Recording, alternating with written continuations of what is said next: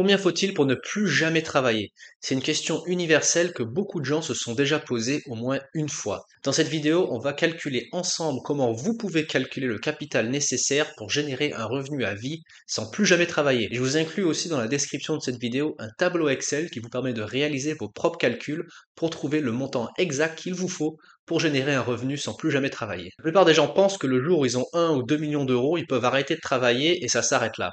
C'est un peu trop simpliste parce que oui, certes, vous pouvez faire des retraits sur le capital à vie jusqu'à ce qu'il n'y en ait plus, mais l'objectif, c'est pas d'épuiser le capital, c'est de générer un revenu sans jamais entamer le montant principal.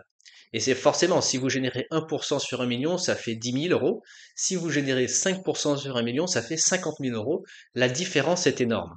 L'indépendance financière, ce n'est pas combien vous avez, mais combien vous pouvez générer sans entamer le capital. On va prendre un exemple concret.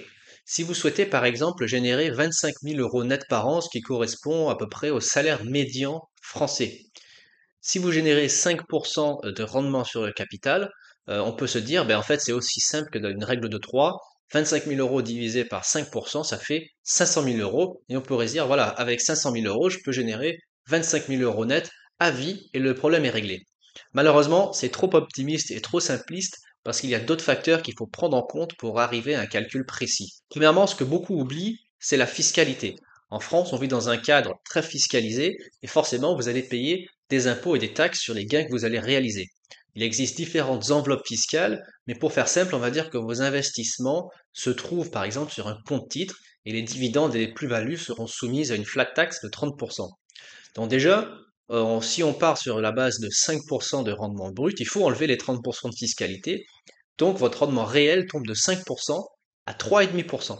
Ce qui veut dire que si vous voulez générer 25 000 euros net par an après fiscalité avec un rendement net de 3,5%, on fait 25 000 euros divisé par 3,5% et tout à coup on passe à plus de 700 000 euros.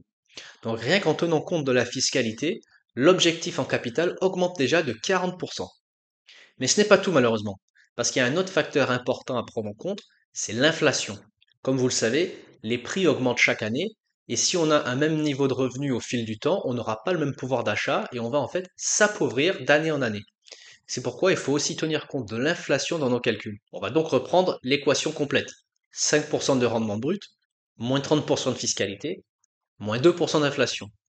Au final, on arrive à 1,5% de taux de retrait net ajusté après fiscalité et après l'inflation. Ce qui veut dire que si vous voulez générer un pouvoir d'achat constant réel au fil du temps sans entamer votre capital et en maintenant votre niveau de vie, il faut viser un taux de retrait d'1,5%. Alors on reprend notre calcul, 25 000 euros divisé par 1,5%, on arrive à un capital d'1 700 000 euros quasiment. Alors on a fait un calcul assez général avec des facteurs importants à prendre en compte, mais tout cela, ça n'a rien de final. Tout dépend forcément de la stratégie que vous voulez adopter. Si vous voulez préserver votre capital réel à vie, avec un taux de rendement de 5% sur le capital, eh bien, il faut viser un taux de retrait net annuel d'1,5%. Si vous acceptez au contraire de consommer partiellement votre capital ou de prendre le risque d'entamer partiellement votre capital avec des taux de retrait un peu plus élevés à 3 ou 4%, c'est possible aussi, mais il faut maintenir une certaine discipline, une marge de sécurité et structurer vos placements de manière à pouvoir générer des rendements qui sont supérieurs à vos taux de retrait afin d'éviter d'épuiser votre capital trop rapidement. Les grandes fortunes l'ont bien compris.